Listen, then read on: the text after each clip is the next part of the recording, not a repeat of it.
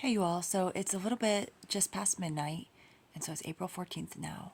But as the sun was going down today, I went ahead and dug some roots from my giant Colwort plants that I started from seed last February to go ahead and start doing the root propagations of them. So unfortunately, I started this video after I started planting, and I found that of the I think it was 3 or 4 different plants that I took root cuttings of. Some of them grew very differently. So like these ones that I planted so far, I labeled it fat and few rooted giant colewort because some of these roots they're almost like small carrots in a way as far as how thick that they were, but they didn't have all of these spindly little roots because some of them put off tons of these spindly little roots. And then the other one that I'm kind of marking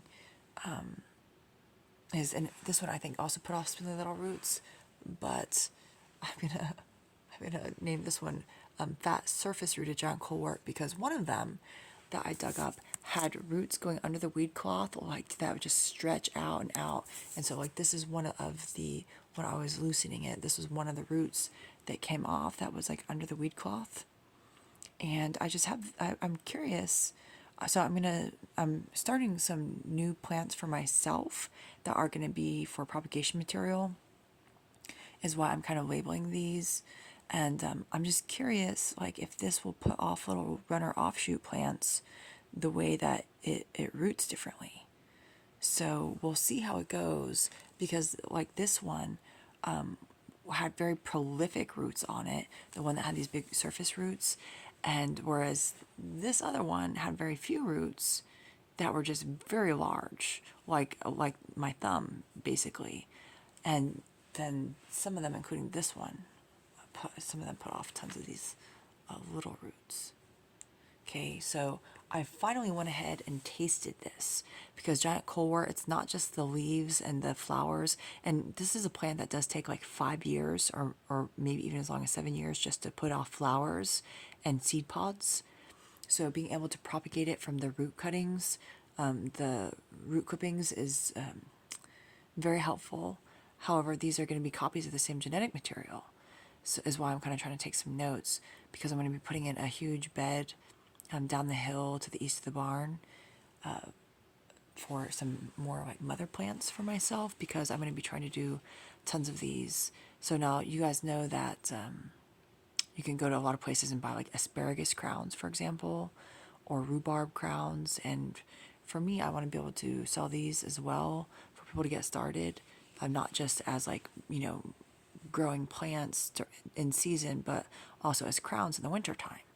So I'm going to be starting a huge row of these for myself to take root cuttings from in the future, and I'm just really excited to see how these different plants go. But then this one, some of the ones that I take off of this, because I'm going to turn this into 4 sections, and it's going to get put into 4 different pots to grow up. I'm going to take part of this and try to put it in a big bed all on its own without any weed cloth, just like mulch, and see what happens, basically. So, I don't know. I'll be really curious. But if you've ever tasted the inner like heart stem of a cabbage, which is supposed to be super nutritious, that's basically what this tastes like. It's spicy. So it's got a little bit of that horseradish taste to it, but it's like the spicy inner core of a cabbage is kind of what this tastes like almost like of a red cabbage.